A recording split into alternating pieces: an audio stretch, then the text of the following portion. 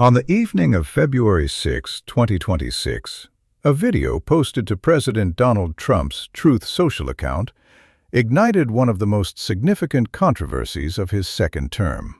The approximately 62-second video, which primarily focused on unsubstantiated claims about voting machine irregularities during the 2020 presidential election, concluded with a brief but inflammatory clip. Images of former President Barack Obama and former First Lady Michelle Obama with their faces superimposed onto the bodies of animated primates, set to the song "The Lion Sleeps Tonight." The post remained live for nearly 12 hours before being removed Friday afternoon, but not before triggering widespread condemnation from Democrats, civil rights organizations, and, notably, several prominent Republican lawmakers, a rare occurrence in an era where GOP criticism of President Trump has been notably restrained. What unfolded over the following 24 hours raised fundamental questions about presidential communication, the responsibilities of public officials in the social media age, and the enduring presence of racist imagery in American political discourse. To understand why this particular post generated such immediate and intense reaction, one must recognize the deep historical context surrounding the imagery involved. The depiction of Black Americans as primates carries centuries of racist connotation in the United States and globally. According to historical research, the practice of associating people of African descent with apes dates back to 18th-century pseudoscientific theories that were used to justify the enslavement of Black people in Europe and North America, and later to dehumanize freed Black people. These false theories suggested biological connections between Africans and primates as a means of establishing racial hierarchies with white Europeans at the apex. Throughout American history, powerful white figures have used these associations in demonstrably false and racist ways, including political leaders, commercial advertisers, and popular culture creators. The imagery appeared on everything from postcards to commercial products and was used to characterize Black Americans as intellectually inferior and less than fully human. These depictions were not merely offensive cartoons or isolated incidents. They were systematic tools of dehumanization that permeated American society for generations. From minstrel shows to scientific journals, from political propaganda to children's literature, the false association between Black people and primates was weaponized to justify discrimination, violence, and oppression. Even in the modern era, research has shown that implicit associations between African Americans and apes persist subconsciously in segments of the population, even among people who do not hold explicitly racist beliefs. Psychological studies have demonstrated that exposure to such imagery can unconsciously influence attitudes and behaviors, affecting everything from criminal justice decisions to hiring practices. During Barack Obama's presidency and candidacy, he was featured as a monkey or other primate on T-shirts and other merchandise, demonstrating the continued use of this particular form of racist imagery against America's first Black president. These incidents were widely condemned across the political spectrum at the time, establishing what many believed was a clear line that should not be crossed in American political discourse. The video posted from President Trump's account was primarily composed of content promoting claims about the 2020 election that have been repeatedly investigated and found to be without merit by courts, election officials, and Trump's own former Attorney General from his first term. These claims have been examined in numerous legal proceedings, audits, and investigations across multiple states, with no evidence emerging of fraud sufficient to change the outcome of the election. However, the final 2 seconds of the video abruptly shifted to animated imagery showing the Obama's faces placed on primate bodies in what appeared to be a jungle setting. The clip bore a watermark, indicating it came from a meme account on the social media platform X, which had previously posted similar content depicting President Trump as a lion and various Democratic politicians as different animals. According to White House Press Secretary Karoline Leavitt's initial response, the post was from an internet meme video depicting President Trump as the King of the Jungle and Democrats as characters from The Lion King. She initially characterized criticism of the post as fake outrage and urged media to focus on issues that actually matter to the American public. This defense drew immediate pushback, with critics noting that while other politicians in the original meme were depicted as various animals, the specific choice to show the Obamas, the nation's first black president and first lady, as primates carried unavoidably racist implications given the historical context. The White House's initial response suggested either a lack of awareness of this historical context or a calculated decision to dismiss concerns about it as politically motivated rather than substantive. The political reaction to the post unfolded in stages throughout Friday, revealing both the depth of concern across the political spectrum and the internal dynamics of the Trump White House. Initially, the White House defended the post through its press secretary. However, as criticism mounted, particularly from Republican lawmakers who rarely publicly criticize the president, the administration's position shifted. This shift appeared to reflect growing recognition within the White House that the initial defensive posture was untenable in the face of bipartisan criticism. Senator Tim Scott of South Carolina, the only black Republican in the Senate, became the first high-profile GOP figure to publicly condemn the post. Scott wrote on social media that he was praying it was fake because it's the most racist thing he had seen out of this White House, and that the president should remove it. According to reporting, Scott had first attempted to reach the president privately before posting publicly. His public statement appeared to open the floodgates for other Republican lawmakers who had been hesitant to criticize the president openly. Scott's willingness to speak out was particularly significant given his role as chair of the National Republican Senatorial Committee, making him responsible for Republican Senate campaigns in the upcoming election cycle. His criticism carried weight not just because of his personal experience as a black American, but because of his institutional position within the party. Senator Roger Wicker of Mississippi, chair of the Senate Armed Services Committee, called the video totally unacceptable and said Trump should take it down and apologize. Wicker represents a state with the largest percentage of black residents in the nation, adding particular resonance to his condemnation. Senator Pete Ricketts of Nebraska also condemned the post, calling it offensive and inappropriate for any public official, let alone the President of the United States. Representative Mike Lawler of New York, who represents a competitive district, wrote that the president's post was wrong and incredibly offensive, whether intentional or a mistake, and should be deleted immediately with an apology offered. Lawler's district had voted for Vice President Kamala Harris in 2024, making his political calculation clear.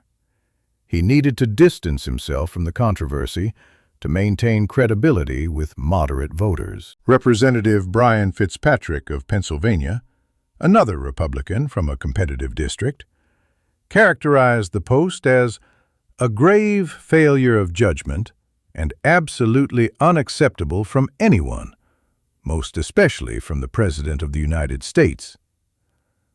Representative Mike Turner of Ohio called the images offensive, heartbreaking, and unacceptable. The growing chorus of Republican criticism throughout the day represented an unusual moment of party dissent, suggesting that certain boundaries still exist that even Trump's most loyal supporters are unwilling to defend publicly. Democratic responses were equally forceful and came more swiftly. Senate Minority Leader Chuck Schumer called Trump's post racist, vile, and abhorrent, stating this is dangerous and degrades our country. He demanded that the president immediately delete the post and apologize to Barack and Michelle Obama, describing them as two great Americans who make Donald Trump look like a small, envious man. House Minority Leader Hakeem Jeffries called Trump a vile, unhinged, and malignant bottom feeder, and questioned why GOP leaders continue to support the president. Jeffries praised President Obama and Michelle Obama as brilliant, compassionate, and patriotic Americans who represent the best of this country. California Governor Gavin Newsom, a prominent Democratic voice and potential future presidential candidate, called it disgusting behavior by the president and demanded that every single Republican must denounce this now. His statement reflected the broader Democratic strategy of putting pressure on Republican lawmakers to take a stand, attempting to create political consequences for those who remain silent. Civil rights leaders also weighed in. Reverend Bernice King, daughter of Dr. Martin Luther King, Jr., praised Black Americans as diverse, innovative, industrious, and inventive, adding that we are beloved of God as postal workers and professors, as a former First Lady and President, and that we are not apes. Her invocation of her father's legacy and her direct challenge to the dehumanizing imagery carried particular moral weight in the national conversation. The NAACP issued a statement saying that Trump posting this video, especially during Black History Month, is a stark reminder of how Trump and his followers truly view people. The organization called for accountability and demanded that Republican leaders speak out against the post.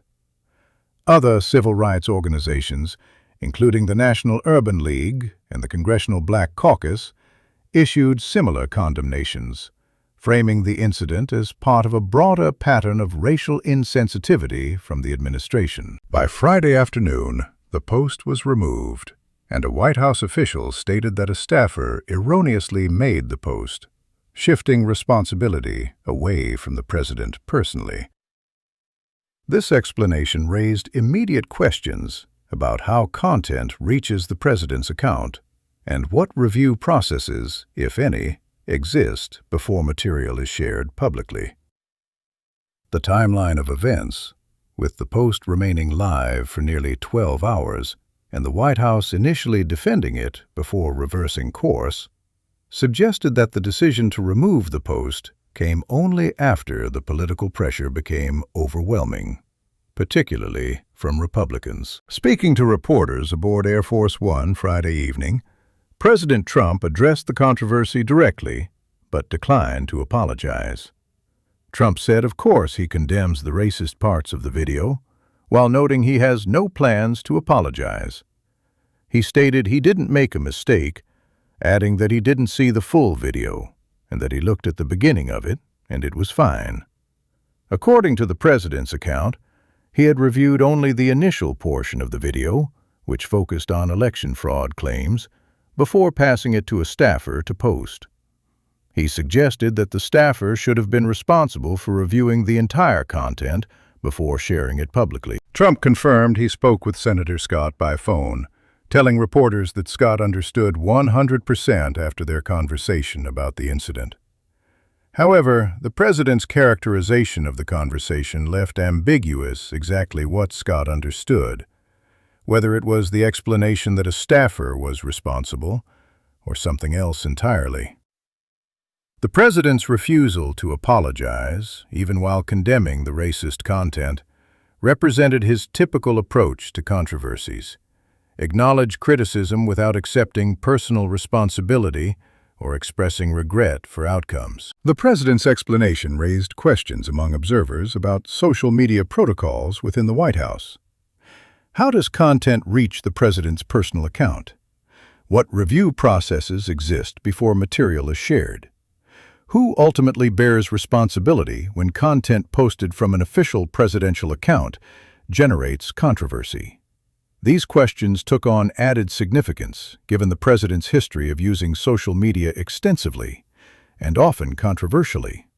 The White House did not provide detailed answers to these procedural questions, and it remained unclear whether any staff member would face consequences for the error, or even whether a specific individual had been identified as responsible. This incident did not occur in isolation.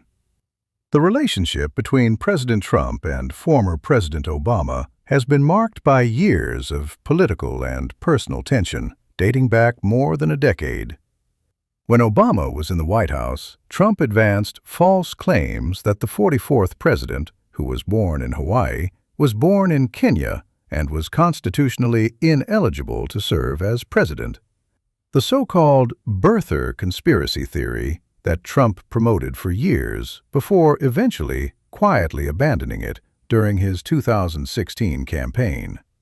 Trump's promotion of birtherism was widely viewed as racially motivated, as no similar questions had been raised about the birthplace of previous white presidents, despite some of them having more complicated birth circumstances. More recently, in July 2025, Trump accused Obama of treason after intelligence reports alleged that Obama and members of his administration manufactured intelligence regarding Russian interference in the 2016 election.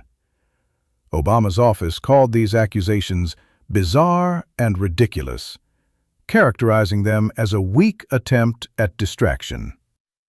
According to a report by the Global Project Against Hate and Extremism, Obama received a surge in online death threats after these accusations, highlighting the real-world consequences of inflammatory political rhetoric. Trump has also referred to developing nations that are majority black, using profane and derogatory language during his first term, initially denying using such language, but admitting in December 2025 that he did say it. The timing of this particular post added another layer of significance. The imagery appeared during Black History Month, which honors the accomplishments and contributions of Black Americans, a fact noted by many critics as particularly tone-deaf. Black History Month, established to recognize the often overlooked contributions of Black Americans to the nation's history and culture, made the posting of racist imagery during this period especially offensive to many observers.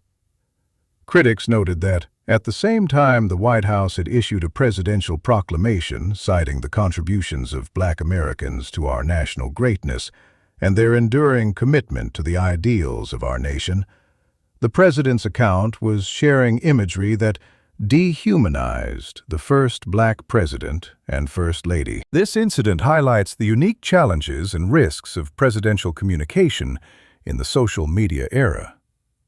Presidents now have the ability to reach millions of people instantly without the traditional filters of press offices, speechwriters, or communications teams. Trump and his administration have been particularly active in sharing content on social media, including memes and artificial intelligence-generated videos. This approach has been both a hallmark of Trump's political brand, allowing him to speak directly to supporters without media intermediation, and a frequent source of controversy. The president's social media activity has included sharing AI-generated images of opponents being arrested, videos containing unverified claims, and content from accounts with histories of posting inflammatory material. The White House's initial defense of the video, followed by its removal and attribution to staff error, suggested internal disagreement or uncertainty about how to handle the situation. According to reporting, White House staffers were reluctant to share what happened and may not have inquired about the details. One outside Trump advisor said that in cases like these, you don't want to ask and you don't want to know. This reluctance to investigate or clarify exactly how the post came to be shared raises questions about accountability mechanisms within the administration. It also suggests a culture within the White House where staff may be afraid to question or thoroughly vet content before it's shared, particularly if it comes from or is endorsed by the president himself. Perhaps the most politically significant aspect of this incident was the public criticism from Republican lawmakers, figures who typically avoid publicly breaking with the president. Senator Scott's response was particularly notable. As a close Trump ally and the chair of Senate Republicans' campaign arm, Scott's willingness to publicly call out the Post as the most racist thing he had seen out of this White House represented a significant departure from typical GOP messaging discipline. Throughout the afternoon, a growing number of Republican lawmakers came out publicly against the Post, a trend undoubtedly made easier by Scott's initial public rebuke and the White House's own apparent reversal. However, the response was not universal. According to reporting, the top two Senate Republican leaders, John Thune and John Barrasso, did not comment on the controversy, suggesting that even during this incident, some party leaders maintained their typical reluctance to criticize the president publicly. The silence from top Republican leadership stood in contrast to the vocal condemnations from individual senators and representatives, revealing the continuing tension within the party about how to respond when Trump crosses lines that would have ended the careers of previous politicians. The episode revealed the continuing tension within the Republican Party between loyalty to Trump and responses to incidents that test traditional political and moral boundaries. For lawmakers like Representative Lawler, who represents a district that voted for Vice President Kamala Harris in 2024, the calculation involved electoral considerations, maintaining credibility with moderate voters while not alienating the party's Trump-supporting base. These Republicans face a constant balancing act: criticize Trump too harshly and risk primary challenges from Trump-endorsed candidates, fail to criticize at all and risk losing general election voters who are exhausted by Trump-related controversies. This incident crystallized that dilemma, with some choosing to speak out while others remained silent, each making their own calculation about political survival. Notably absent from the public discourse was any statement from Barack or Michelle Obama themselves. Representatives for the Obamas didn't immediately respond to requests for comment. This silence appeared to be a deliberate strategy the Obamas have employed throughout Trump's political career, refusing to engage directly with attacks or provocations, thereby denying them additional oxygen and media attention. By not responding, the Obamas allowed the incident to be defined by the criticism from others, including Republicans, rather than becoming embroiled in a back-and-forth exchange that might dominate news cycles for days or weeks. This approach has precedent. Throughout Trump's promotion of birther conspiracy theories, his attacks during the 2016 campaign, and various controversies since, the Obamas have generally maintained public dignity and avoided direct engagement, speaking out only on rare occasions when they deemed it necessary to address matters of principle rather than personal attacks. When they have chosen to speak publicly, it has typically been in settings where they can address larger themes: democracy, civic engagement, national unity, rather than responding to specific provocations. This strategy appears designed to maintain their legacy and public standing, while avoiding the perception of being drawn into petty political squabbles. This incident raises broader questions about standards for presidential communication and accountability in the social media age. Should there be more rigorous review processes before content is posted from official presidential accounts? When mistakes occur, whether by the president or staff, what level of accountability is appropriate? How should political leaders balance the desire for direct, unfiltered communication with the responsibilities that come with holding the highest office in the land? These are not merely abstract questions. They have real consequences for public discourse, international relations, and the dignity of democratic institutions. The incident also highlighted the enduring sensitivity around racial imagery in American politics. Despite decades of progress in civil rights and the election of the nation's first black president, the swift and widespread condemnation of this post demonstrated that certain forms of racist imagery remain universally recognized as inappropriate, even in an increasingly polarized political environment. The reaction suggested that while Americans may disagree about many policy issues and political questions, a baseline consensus still exists about certain forms of dehumanizing imagery being beyond the pale of acceptable political discourse. For the Trump administration, the episode represented a rare instance of public acknowledgement of error, even if that acknowledgement was limited to blaming a staff member rather than accepting presidential responsibility. Whether this incident leads to any changes in how content is reviewed and shared from the president's social media accounts remains to be seen. The president's continued prolific use of social media and his resistance to accepting personal responsibility for controversial posts suggest that similar incidents may occur in the future, potentially with similar patterns of initial defense followed by reversal under political pressure. In an era characterized by deep partisan division, where Democrats and Republicans often seem to occupy entirely different informational and moral universes, this incident produced a rare moment of bipartisan consensus. The imagery was inappropriate and should not have been shared from the presidential account. That consensus broke down, however, on the questions of responsibility and what should follow. Democrats called for a direct apology from the president.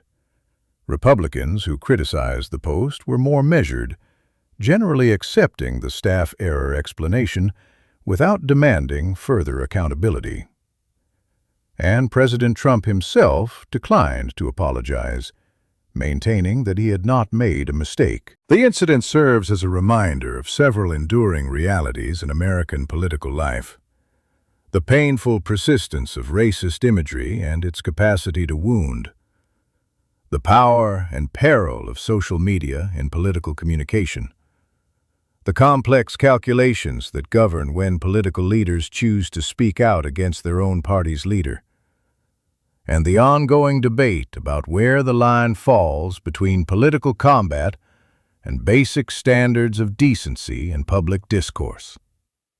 As the story receded from immediate headlines, these larger questions remained unresolved, likely to resurface in future controversies as political leaders continue to navigate the uncharted waters of digital age governance and communication.